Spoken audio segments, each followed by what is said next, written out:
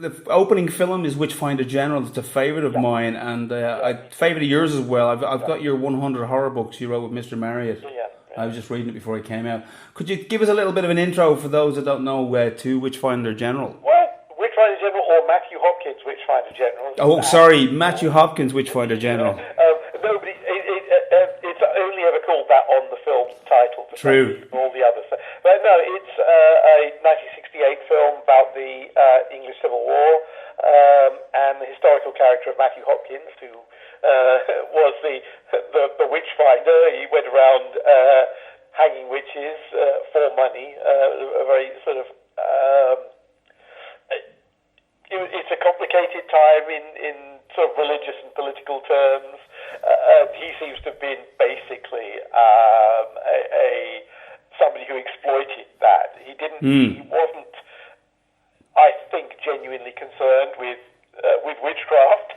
He didn't seem to be afraid of it at all. And the film is I suppose it's a British Western. I mean, it's men on horses riding across the landscape, and a bad guy who does something terrible, and a hero who rides out for revenge. And it ends up in a quite strikingly violent. One of the things about folk horror is it seems to be full of people being done in with axes and scythes and agricultural implements. There's a tiny little thing. There's a safety film in the 70s called Apaches, about children being warned against playing with farm implements and falling under tractors and into slurry and stuff. And this is folk horror is all about that. It's all about how dangerous the farm is or the countryside is. Yeah, I remember all those 70s ads about how to wander around the farm and not get killed. That's right, yeah. But that seems to me, this is what folk horror is all about. It's all about falling in a threshing machine, isn't it? Exactly. But it's interesting that I was reading that it wasn't Vincent Price wasn't the initial choice for the lead Michael there. Reeves, the director, wanted Donald Pleasance, and I think was a bit annoyed that he got Vincent Price, who is obviously a much more commanding presence, but also, well, not British for a start, and somebody who was sort of associated with a slightly camp type of horror, which is not what Witchfinder General wanted to be. Although, and they famously didn't get on the set. But actually, I think Price is very good. I mean, I think he can tone it down and be scary. And this is one of the few sort of latter-day films in which he doesn't smirk. And he's surrounded by, I think, a really interesting sort of British cast. It would have been interesting to see Mr. Pleasance, though. I think it would have been a fascinating film as well. Yeah, it would be. I think then Hopkins would have been a sort of more pathetic character. A sort of slightly inept, but sort of middle managing evil, surrounded by bigger things. Whereas Vincent Price literally towers over everybody in the film. Yeah, which is what he did in most films around that time and after. It's interesting that no one ever made any comparisons to the Henry Miller with this film because it's so full on. Yeah. Reeves, though, was an interesting filmmaker. He's 25 when he made that. That's right, and died very shortly thereafter. He made like 2 other features, and everyone sort of saw that he may well have, if he'd survived, he would have been a sort of major British filmmaker.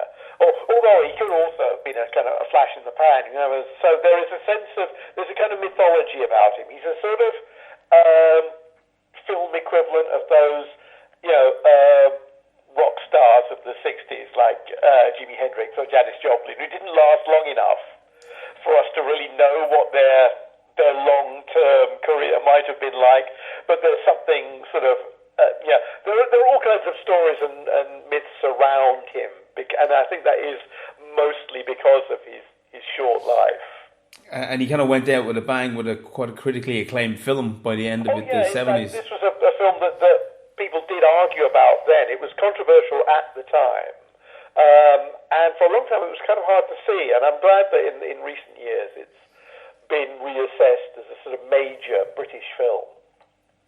I suppose someone who seems to have taken up the mantle and has kind of delved into that territory and Wicker Man territory, though he hates to be marketed as that, is Mr. Wheatley.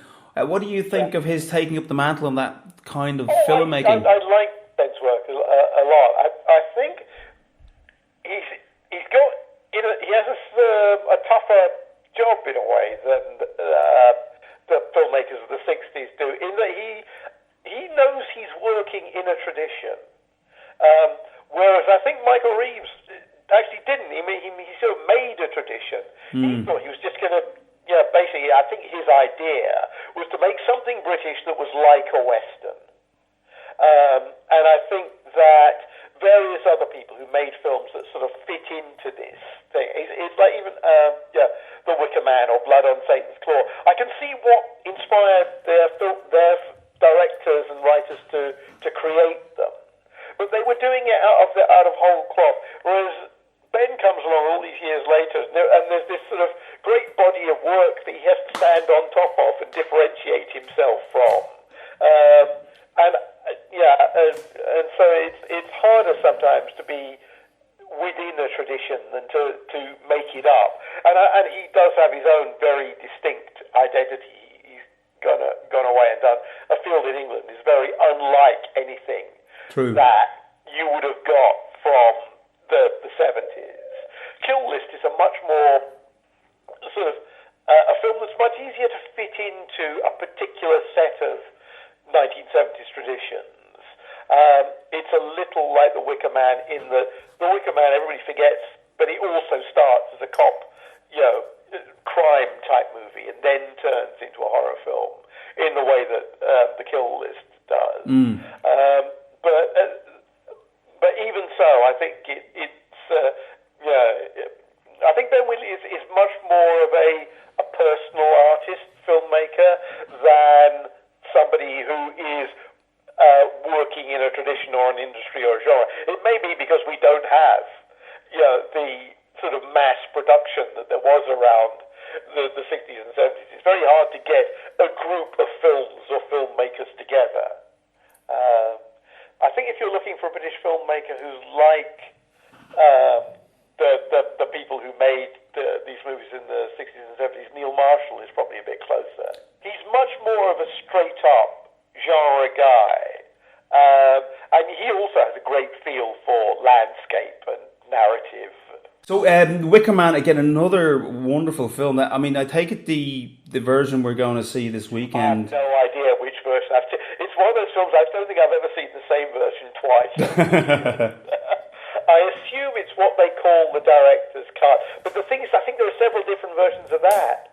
And after having watched all of them, I've come round to the embarrassing realization that I like the studio's version best. It's just the shortest version, isn't it? Yeah. What is the main difference in the studio version?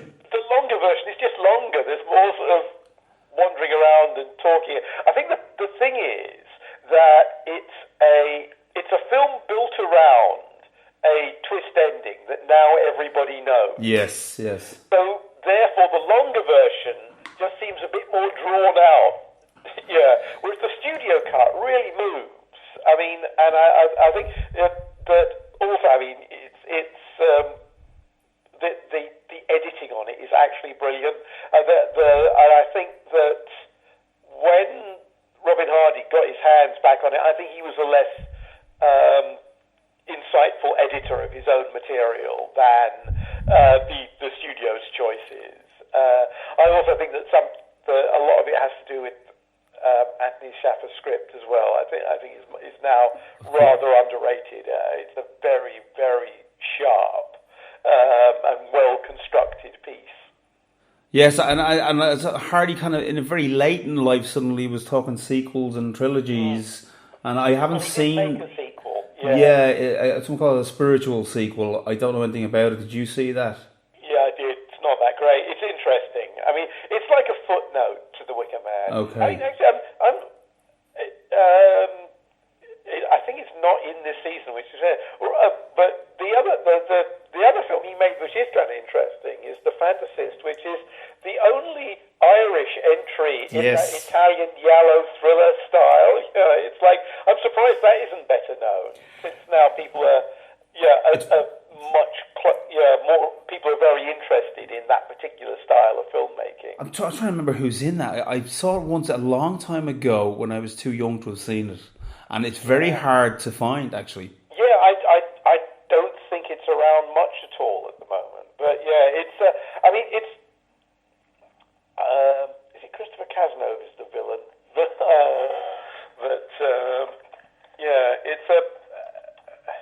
I haven't seen it since it came out either. It's a very strange one, all right. But Hardy was always a very mixed filmmaker in terms of his material. Well, he didn't make that much. I mean, I think it's only 3 or 4 features. And I think that it makes a lot of sense to consider the Wicker Man as a film by Anthony Schaffer, which I think what it actually says in the credits, as a film by Robin Hardy. So you're doing the intro for Witchfinder General and Wicker Man. I think they're the only 2 films on that day. No, and I'm doing Quartermass in the Pit on Sunday as well. It's funny, I was at a screening of Neon Demon and the trailer came up for Satan's Bride, or The Devil's Bride, should I say. Yeah. As you know, as the devil rides out. I always like marking a modern audience, and I get upset at that bit of snickering that goes on because they're all a bit too superior to the material. Which I regard as I love that film. I think it's still. I'm surprised no one has jumped on that for the remake bandwagon. But there may well be rights issues with that because of the novel. But I'm surprised too. I suppose it might be slightly tame, but it would be hard to do it as a contemporary story. It's almost it requires to be in 1930s period, but that's not too difficult. It's not set in a city, so it's just posh frocks and cool old cars, and lots of chases. But it's interesting that at the end of the 60s, we were still getting the period horror film in a huge way, and it kind of dropped off. In fact, I think Blood and Satan's Claw is one of the last of the really standout ones I can remember. Yeah. But Satanism took over big time in the early 70s. There was a lot of that. I mean, it's. I remember there was. One of the things I think about this whole sort of folk horror cycle is it relates to folk rock, and there was also a kind of satanic rock as well, wasn't there? The sort of Rolling Stones. And, God, it was everywhere, playing albums backwards. Yeah, and I think that is what sort of drove that. And it probably starts when the Beatles put Aleister Crowley on the Sgt. Pepper cover. It's like there was an obvious appeal to I suppose not even Satanism, but to the lifestyle of Aleister Crowley. Yes. Not his beliefs, the way he lived. And I think that was reflected by the way rock stars lived, and indeed still do. And I think that the way that sort of fed it, and it is very much about that vision of devil worship is very much about performance and ritual and sort of strutting around in purple robes. Yes, and lots of sex. Yeah, sex, goats, drugs. So wasn't Richie Blackmore one of the biggest Aleister Crowley fans from Led Zeppelin? I think he went and bought Aleister Crowley's home, or one of his homes. That's right, yeah. So what is the equivalent, do you think, today that kind of stands out there as an interesting kind of subgenre of horror for you? Well, weirdly, I've been seeing a lot of films recently that seem to be obsessed with recreating the horror style of the early 70s. I think we're going in for a slight retro movement at the moment, and that may well be a reaction to the last couple of big waves of horror, with things like torture porn or found footage, which were all very aggressively contemporary. Yes.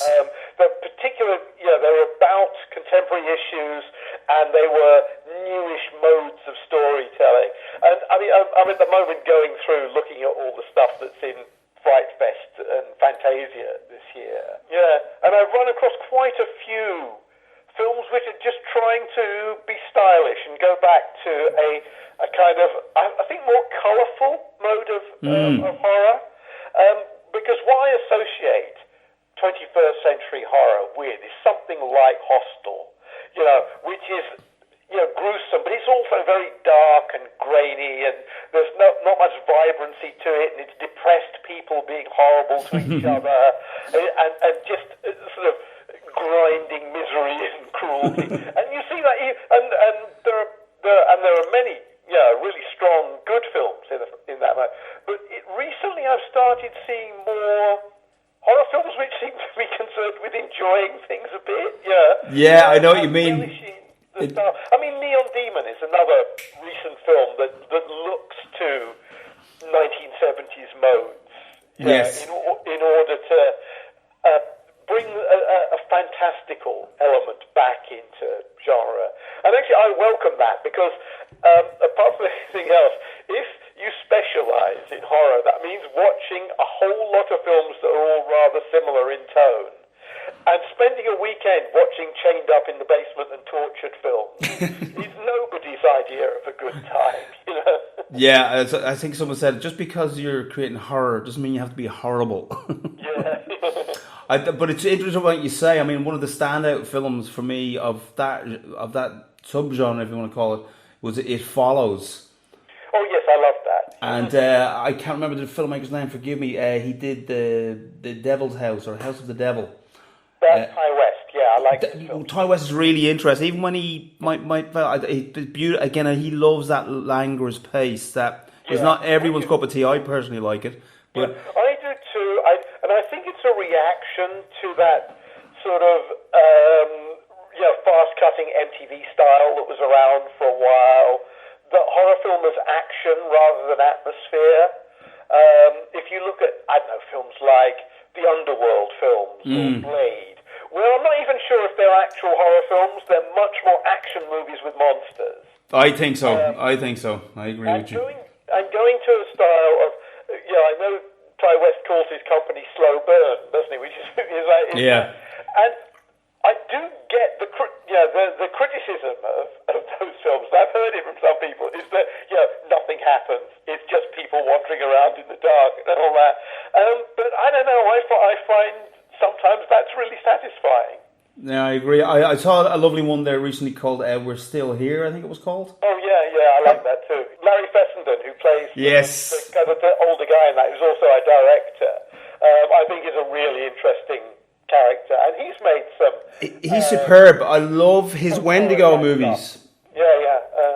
But it's interesting you say that we have the mainstream, as you say, that has sucked up an awful lot of the joy of its so-called exploitation filmmaking. I don't like using that term because, as you say, there's more to it going on. But it still exists more on DVD than anywhere else. Because obviously I watch all that direct-to-DVD stuff and the stuff that premieres on cable television.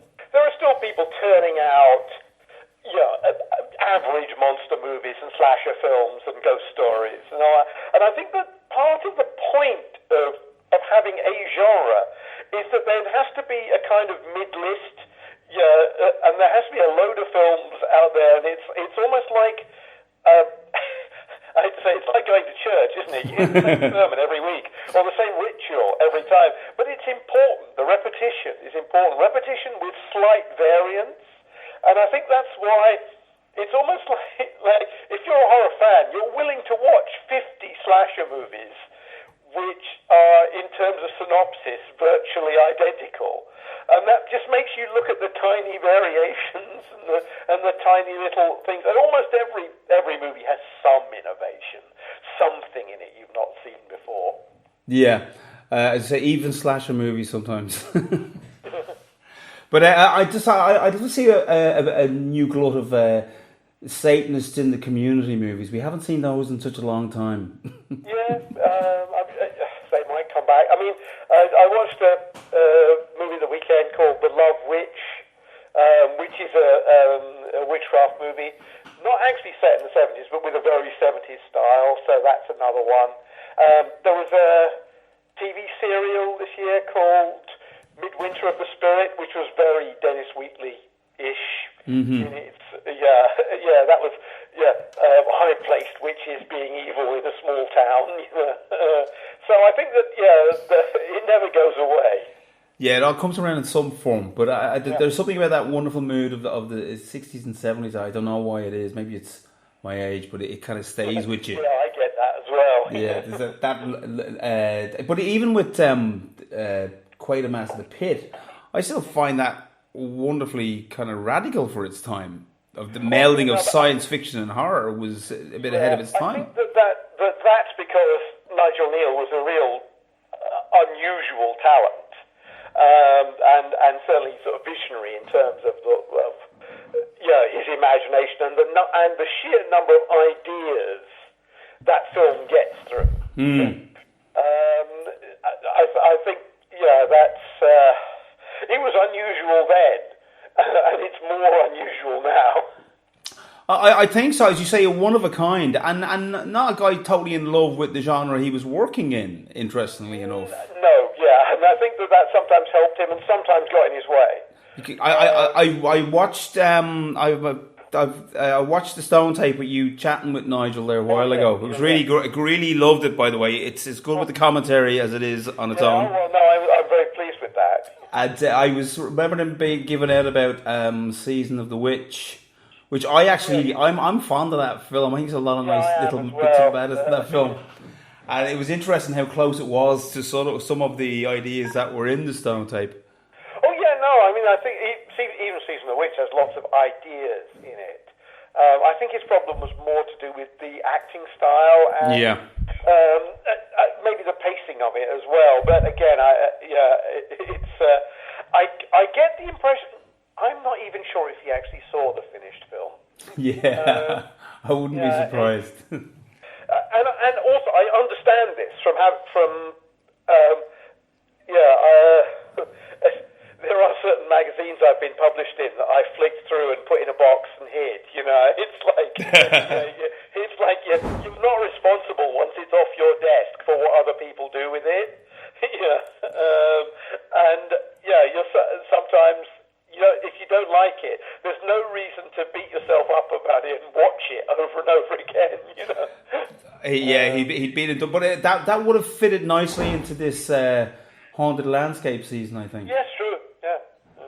But there's an enormous amount of stuff there. I'm not entirely privy to how they went through the selection process, and a lot of it's to do with what you can get prints of and the rights deals or whatever. So I don't know what was on the long list that didn't make the final screening cut. Well, it's kind of interesting because the only film that's actually getting screened in 35mm, from what I can see, is Valerie and Her Week of Wonders. Oh, right. Yeah, again, I'm very fond of that film. Yeah, I'm looking forward to that as well. Tell me a little bit about what your discovery of that, because I mean, did that even do the rounds back in the 70s? Good point. I saw that at university. And I assume it was around on art houses or whatever. It must have played the Scala and the NFT and that. I doubt if it had, in Britain, in particular, because it came out at a time when Eastern European cinema wasn't particularly cool, and so even the art house people weren't pushing those movies much. But no, it's such a strange film. The thing that it reminds me a little of the Company of Wolves, but of course it's earlier. So it's almost like it's for vampires what the Company of Wolves is for werewolves. It's certainly the most unusual, I think, of all the films, other than say Quartermass and the Pit. It may well be the one that's been least seen, so that's always good. I mean, I think most seasons should have something in it you've never heard of. Yeah. Definitely, and it'd be lovely to see it on the big screen. Yes. Well, listen, thank you so much for talking. I'm sorry I'm not going to be able to say hello at the weekend because I'm actually going to miss the first weekend of films. Oh, that's a shame. Oh, well. Yeah. But a great pleasure talking to you. Enjoy your whistle-stop tour of the IFI. I imagine all I'm going to do is see the inside of the IFI, the inside of a hotel, and maybe a restaurant or a pub, but it'll be good anyway. Well, you're in Temple Bar, so there's plenty of pubs. Yes, that's right. Kim, thank you so much. Okay. Talk to you again. Bye-bye. Thank you. Have a good time. Bye. You too. Bye-bye.